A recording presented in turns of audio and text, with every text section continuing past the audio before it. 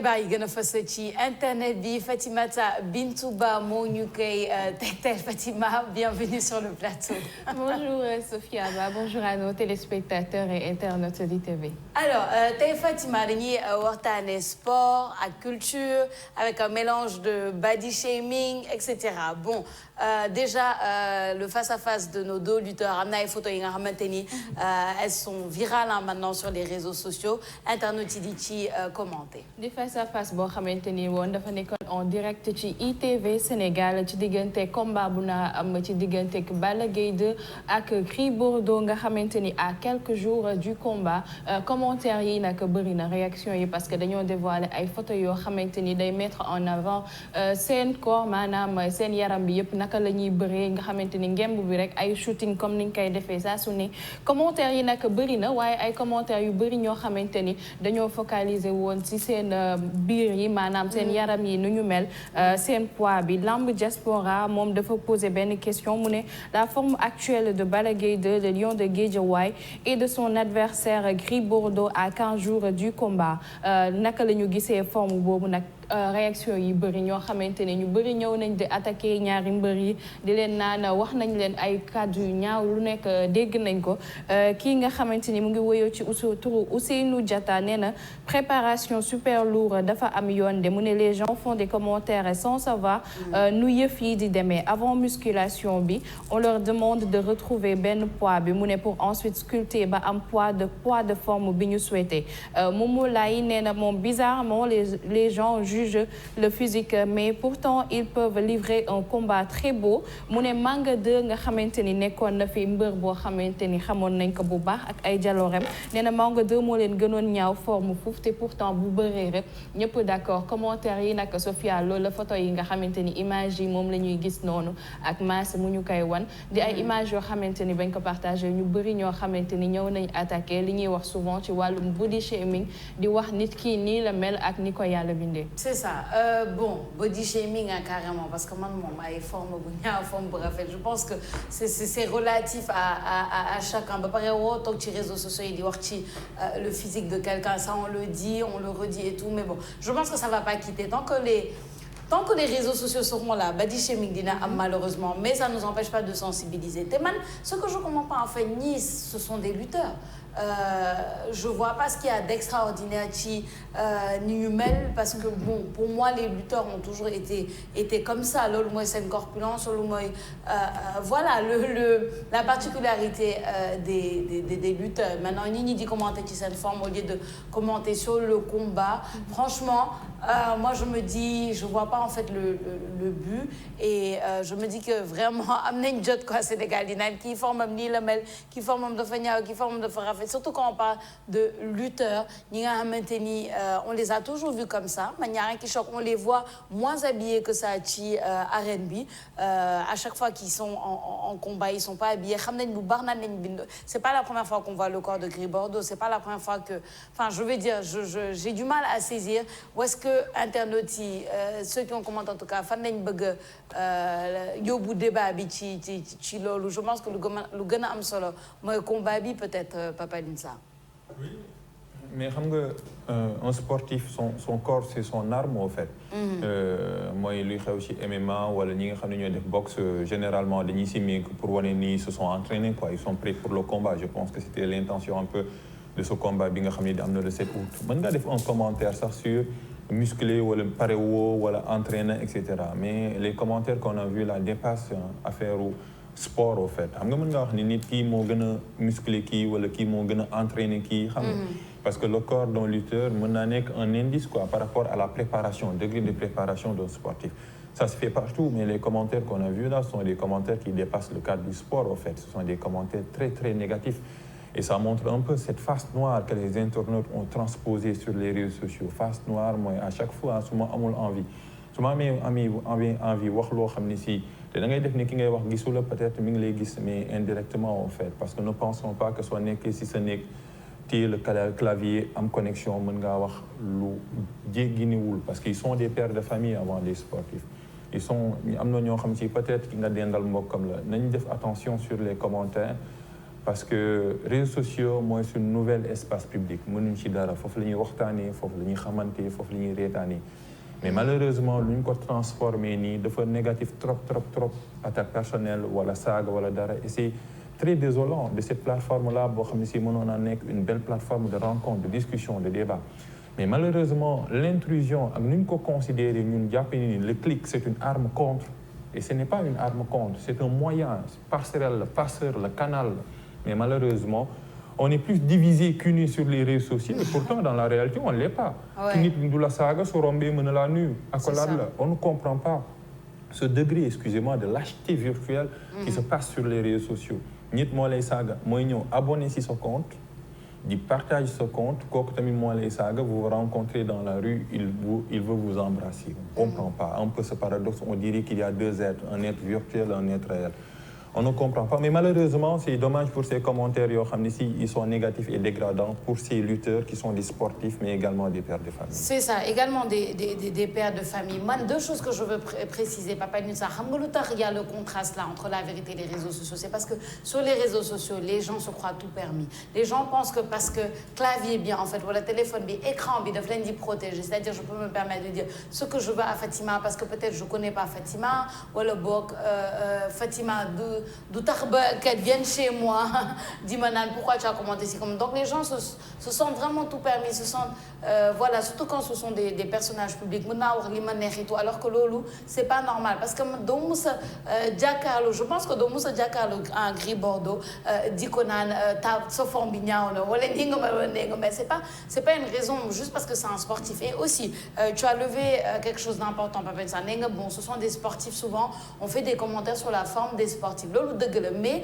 en fait lutte dafa nekk sport bu particulier parce que la forme d'un Gris Bordeaux ça va pas être la même forme que celle d'un Sadio Mané je me rappelle il y a quelques semaines sax bu fekkee masse à les photos là de Sadio mi ngi nii il y a quelques semaines Sadio se montrait justement en train de s'entraîner ñëpp di commenter justement sur son physique un vrai physique de sportif avec les abdos et tout ça mais c'est un footballeur bi nga xamante ni chaque jour mu ngi entraîner chaque jour mu ngi musculation c'est différent que d'un lutteur bi nga xamante ni voilà c'est un sport très particulier la lutte pas en général mbër yi man li ma xam ci moom mooy oui ce sont des gens de forte corpulence mais xawma ci ñoom je sais pas moi un corps sculpté wala un corps taillé comme celui de Sadio Mané donc voilà la lutte vraiment c'est un sport particulier et c'est différent donc voilà qui sont en forme peut-être joxe nañ exemple de Manga 2 même tout à l'heure ci pour dire que les lutteurs ce sont des sportifs particuliers oui ils sont de forte corpulence mais ils n'auront pas le même corps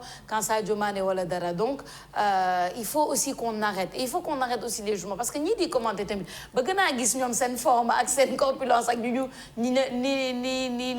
leen yàlla bindee parce que écoute c'est très facile de se cacher derrière un téléphone et puis de commenter la forme de qui que ce soit parce que yow kenn gisu la kenn xamul est-ce que tu as un bras plus long que l'autre est-ce que tu as une jambe donc vraiment ce sont des attaques faciles et puis voilà ku nekk na xoolaat boppam à mon avis Fatima. ku nekk da koy xool ci boppam rek balaa nga kaa jiñ keneen kii di Balla Gaye ak Gris c'est des sportifs yoo xamante ni je pense que dañuy entraîner matin midi soir bu fekkee dañuy waaj ay combat donc tey jii nii ñuy wone seen forme yi ñoom neexu leen tamit ni ñu mel nii est-ce que neex na leen parce que koo xamante ni yaa ngi xëy di entraîner wu le matin ak l'après-midi nga am forme bi je pense pas que mu neex leen donc loolu xam naa dañ leen doon xaar ci ay ñox am ay muscles yoo xamante ni comme ay abdos peut-être nga ko waxee léegi def comparaison entre Sadio Mané ak keneen li ñu leen doon xaare donc day nekk comparaison boo xamante ni du bokk football ak lamb bokkul donc loolu moo waral peut-être ñuy wone nii nga xamante ni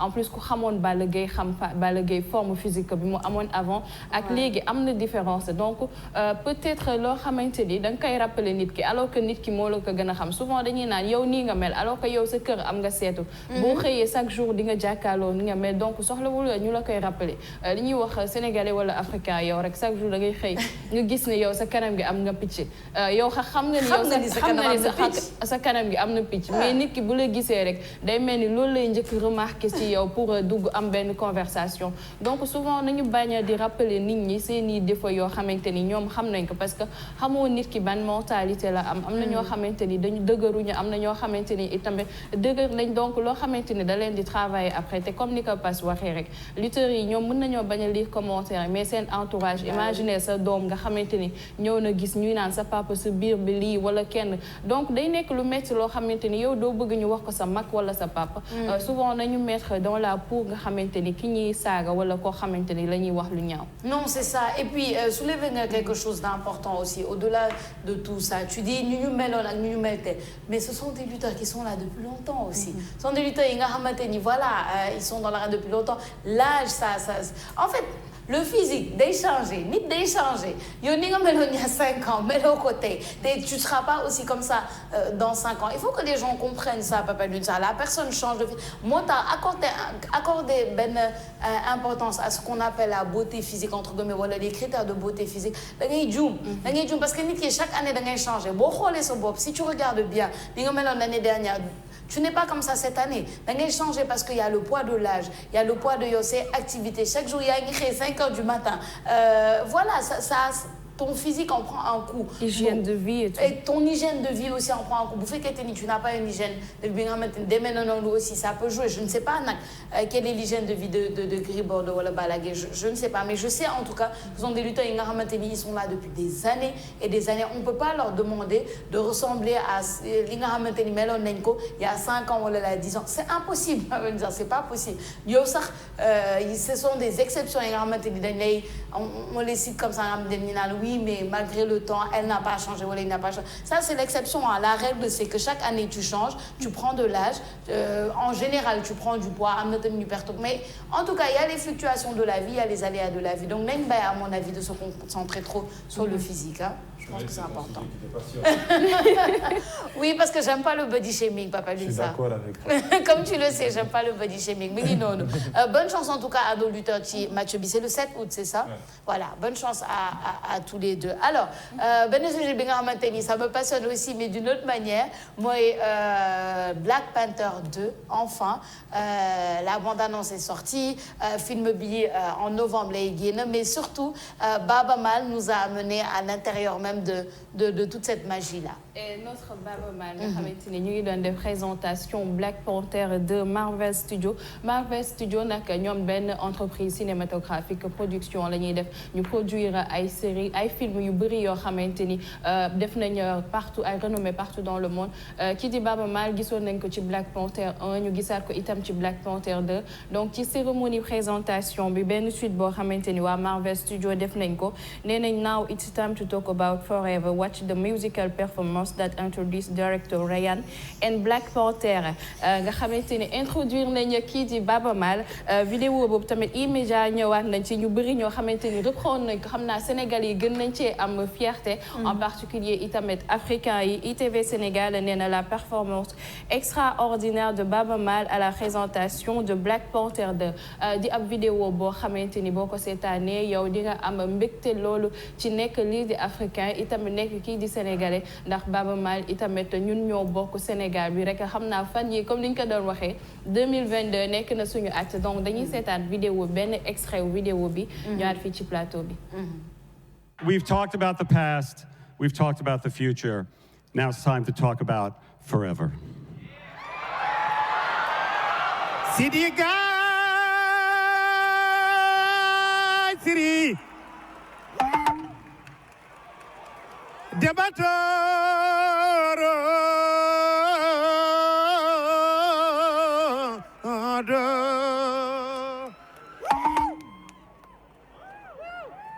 Sidiga Siri Debatoro Sare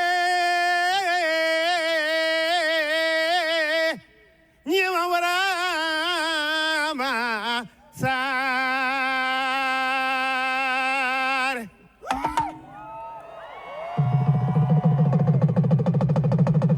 Gongo Maro Kuma Wajatama Sidi Gansiri Dembato Rodo Sare Are Niwawarama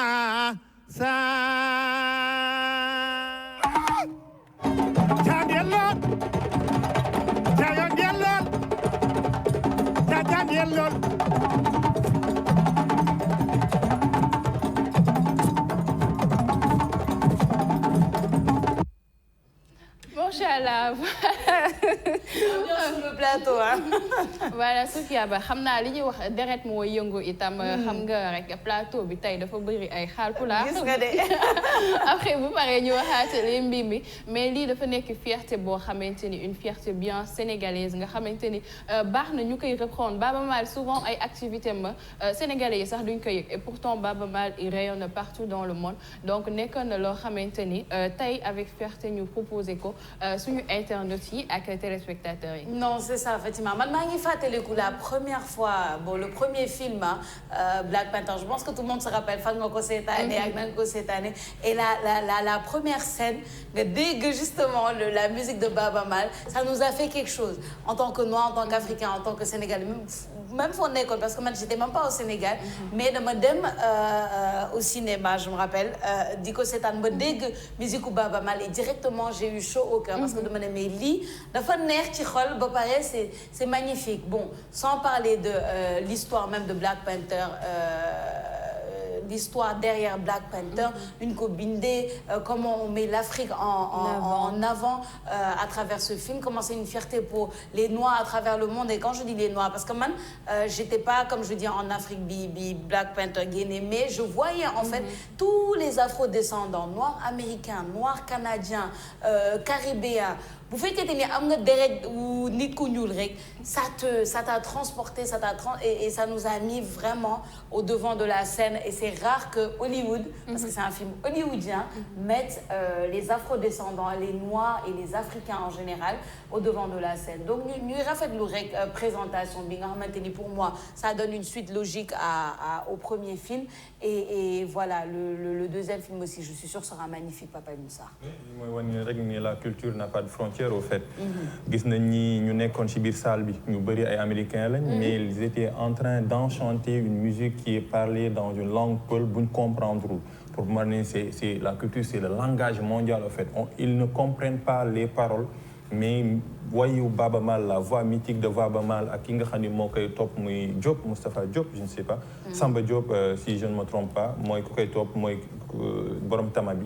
pour wane ni rek ni les richesses culturelles qui sommeillent en Afrique au fait soo gisee ni art africain wala li nga xam ne mooy cinéma africain bu mu commencé di génn bu baax a baax di émerger bu baax a baax au début du XXe siècle ñi civilisation ñi nga xam ne mooy Occident yi dem nañ ba épuiser ñoom lu ñu am yëpp xam nañ ni Afrique il y a une richesse culturelle bi nga xam ne moo fi nekk une grande richesse culturelle malheureusement mettre ñu ko ñun en avant pour wane ni ñun on a une grande richesse culturelle di ngay gis ni des afro-descendants ñoo xam ne si sont des africains comme le réalisateur Ryan Coogler nga xam ne dafa ñëw boole ci Baba Maal xam ni lii nii pour def pour Afrique il faut que mu am une voix forte et la voix de Baba Maal elle est immense elle est immensissime te gis nañ ni bëri nañ sénégalais yoo xam ne si ñu ngi réussir sur les musiques de film Wasis Diop également nga xam ni dafa doy waar dafa ay trop sur les musiques de film et ça c'est extrêmement important.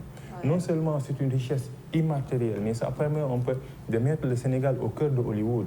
Parce que li nga xam ne mooy Black Panther à part Star Wars moom moo ci nekk. c'est le deuxième. $1 milliard de recettes. sur un film boo xam ne si dafa gën a mettre en avant li nga xam ne mooy les richesses culturelles africaines ça c'est extrêmement important. L'Afrique suñu koy gisee nii avec cette vision optimiste ñun dañ ciy gën a kontaan. L'Afrique c'est pas la misère ñu ngi ci doon wax démb. L'Afrique c'est pas la faim c'est pas la faim existe partout Chine pays développé la mais il y a la faim. Les États-Unis il y a tellement de ñi nga xam ñu wooyee les charognards donc il y a des richesses de très belles richesses culturelles nga xam ne mi ngi fi keroog ñu ngi wax ci Laipro. Heureusement que la culture est en train de faire sa tache d'huile dans les échos du net et ça c'est une bonne nouvelle. On parle pour confiner le sujet politique et bravo à Baba Maal, bravo à sa musique, bravo à cette culture, bravo un peu à son originalité. Dem na fa sol yére wolof. yu di làkk pël. su ko neexoon làkk leneen. Et démb il était l'invité de la RTS. Les danseuses qui étaient sur le plateau ce sont des Américaines. Des Américaines qui ont appris danse Yela, c'est-à-dire la culture peul, ñoo di ko représenter. Autrement dit, le regard peut changer. nous imiter. On va imiter jusqu'à... On a déjà imité les modes, notre ventre, on mange pizza, etc. On imite.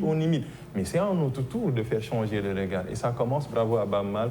Et malheureusement, avec la langue du paradis, c'est-à-dire bon, il y a en attendant. Pour l'instant, c'est le peu qui en a. Non, mais plus sérieusement, c'est magnifique. Et puis, comme tu le dis, hein, en fait, il faut qu'on se rende compte qu'on a les possibilités de changer le regard. On a la possibilité. Ça dépend de nous, en fait.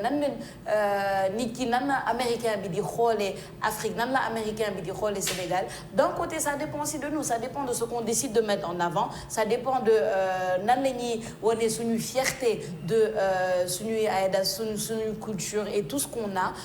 Il faut qu'on le mette en avant pour que les personnes puissent l'apprécier et même l'imiter, comme ça s'est passé avec les danseuses américaines. Et quelque chose que je veux spécifier. Les gens ne savent pas que ça fait très longtemps, ça fait des décennies que les danses africaines sont imitées par les Américains. C'est pas quelque chose de nouveau.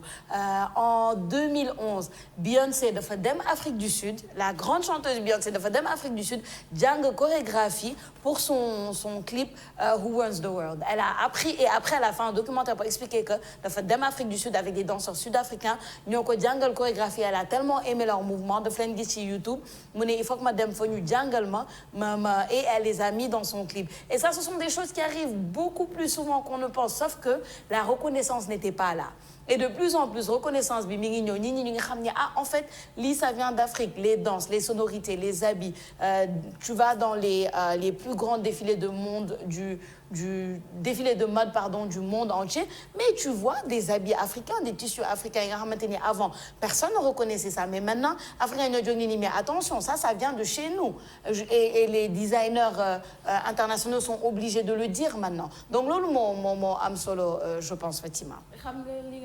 Souvent, dañuy naan réseaux sociaux yi am na côté bu négatif, mais lii tamit dafay indi apport réseaux sociaux yi parce que léegi designers yi ku nekk am nga say réseaux sociaux yoo xamante ni say plateforme si nga koy jaarale. À l'exemple de Sisters of Africa, gis nga ñoom seeni création léegi ñu bëri dañ koy sol ay ñoom Beyoncé et tout. Donc buñ ko solee mën nañ ko tagge, donc boo ko gisee rek da ngay xam ne lii seen signature la. Pour le cas de Baba Maal nekk na nit koo xamante ne nag souvent bu génnee culture africaine bi la fay lay jaay, nekkatul seulement le Sénégal mais culture africaine bi. D'ailleurs mën nañ wax ni sax lan moo waral le succès Black Panther bi dafa fekk noir yëpp ñoo ko approprié wu xam ne lii réussite la, donc ñu gën ko mettre en avant. Fu mu toll nii nag ñu ngi xaar Black Panther 2 bi, ce sera bientôt disponible ci salle de cinéma yëpp. Gisoon nga Black Panther 1 bi nit ñi ku nekk day wax seetaan naa ko plus de 2 fois, plus de 3 fois. Loolu moo waraloon mu battre presque record yu bëri. Donc itamit li fa Baba Maal nekk peut-être ñu ngi fay xaaraat yeneen artistes yoo xamante ne ay sénégalais lañ, ay africains ku nekk représenté dignement ce pays, dignement ce dëkk. Donc nekk na loo xamante ni dañ koy rafetlu parce que souvent dañuy naan ñii seen musique bi mënuñu kaa exporter, ñii seen musique bi mënuñu kaa yóbbu fii, wala ñii seen culture bi dafa limité, wala ñuy toppandoo ñeneen ñoo xamante ni léegi nag gis nañ le contraire bi mu ngi commencé ndànk-ndànk ba challenge yi ñu ngi changé. Espérons que dina gën a jëm kanam nga xamante ni dinañ gën a fier suñu culture, dinañ gën a fier si suñu identité. C'est ça. Et juste pour rappeler aussi, Passe Fatima, que l'histoire derrière le film Black Panther 2 aussi, c'est une histoire très importante. C'est pour ça que ça a pris beaucoup de temps. Mais comme on le sait, l'acteur principal, Chadwick Boseman, est décédé d'un cancer juste avant le début du tournage. Ils ont dû changer tout le scénario justement autour de ça, dit qu'on rendre hommage, même dans la bande-annonce. La bande-annonce est disponible depuis 2-3 jours, hein, je pense. Ils ont tenu à rendre hommage à Chadwick Boseman, qui avait incarné justement le rôle de T'Challa. Parce que les gens étaient en train de faire des spéculations. Comment ça va se passer sans justement l'acteur principal, le deuxième film? Est-ce que histoire Bilouillard, ou est-ce que ça va pas être trop lourd même pour la production, le fait que l'acteur soit décédé et tout ça? Mais ils ont trouvé un moyen de lui rendre hommage non seulement et de tourner le scénario d'une autre manière. Bon, il y a beaucoup de spéculations. Nini Nénen, finalement, ce sera la sœur. Ils vont essayer de mettre les femmes africaine en avant, ce sera la sœur qui va prendre la place de... En tout cas, on verra bien de T'Challa, mais on verra bien ce qui va se passer dans le deuxième. Mais loolu yëpp dafa nekk li nga xamante ni ça donne encore plus d'importance au film. Oui, le défi maintenant, c'est dans la ñuy def ba ñu bañ a importer maanaam di ko exporter. Le défi maintenant, c'est provenir d'ici au fait pour que moi une industrie. Le Sénégal mérite une industrie cinématographique. Ouais. À l'endroit de Nigeria, à l'endroit de l'Inde, moteur de création d'emplois, l'industrie cinématographique. On avait Ousmane Sembène, mais on a vu que le cinéma est en train un peu de s'éteindre au profit des séries. C'est bien pour les séries, j'aime les séries, mais je pense que le cinéma doit être une industrie. On a de belles voix, les Youssou N'Dour, les Baba Maal, les Oasis Diop, Ismaël Lolo, etc. On a des histoires à raconter. Il y a des théâtres, mais je pense des cinémas, un producteur sénégalais, des mots aux Oscars, comme nous l'avons avec Diop, la réalisatrice Diop, de me proposer, il y a le camp de Tcharo, il y a Talatender, il y a le bateau Lodjola, la plus grande catastrophe maritime au monde. Ils ont joué Titanic. Titanic, c'est 1600. Le Diola, c'est plus de 1800, 2000 peut-être. Il y a beaucoup de matière à explorer. Mais il faut une industrie cinématographique. Culture. Le Sénégal, c'est un pays de culture. Nous avons des cinéma pour nous guider. Mais à chaque fois, tu vois un peu que des réalisateurs américains, ils ont des liens avec l'Afrique, mais nous aussi bénéficier. C'est Hollywood, c'est Marvel. Mais pourquoi pas des productions ici sénégalaises, nous devons exporter à Hollywood, Marvel, aux Oscars. Je pense que maintenant, c'est le défi. Non, c'est le défi. Et tu sais, il y a un combat que beaucoup de grands de ce pays et de grands Africains en général ont mené pendant des années et continuent de mener. Nos grands réalisateurs, nos grands hommes de culture, nos grands hommes de cinéma, c'était ça leur rêve, hein, que l'Afrique en général puisse raconter ses histoires, mais à travers ses propres yeux. Que le Sénégal puisse raconter ses histoires à travers ses propres yeux. C'est-à-dire qu'on ne soit pas obligé de tendre la main pour une production, qu'on ne soit pas obligé, mais nous une industrie assez solide, comme tu le dis, parce qu'on peut non seulement tirer les profits principaux, mais en plus raconter nos propres histoires comme nous les avons vécues, comme nos ancêtres les ont vécues. Donc, les femmes solo et ça donne espoir. En tout cas, vive la culture sénégalaise, vive la culture africaine. On espère qu'on va faire plusieurs pas en avant. Inch'Allah. Fatima, merci beaucoup. Internet bien bon solo. Merci Sophia, merci Itam, nos téléspectateurs et internautes. C'est ça, et on se dit à demain, Inch'Allah. Papa Nissa, on se dit à tout à l'heure. À tout à l'heure. Et chers téléspectateurs, on va se dire aussi à tout à l'heure, juste avant de passer à la deuxième partie de votre matinale Tok Tok Sénégal. Les infos en Wolof et l'heure des profs, ce sera tout à l'heure en fin de matinale. Mais juste avant ça, on va passer à une petite pause. À tout de suite.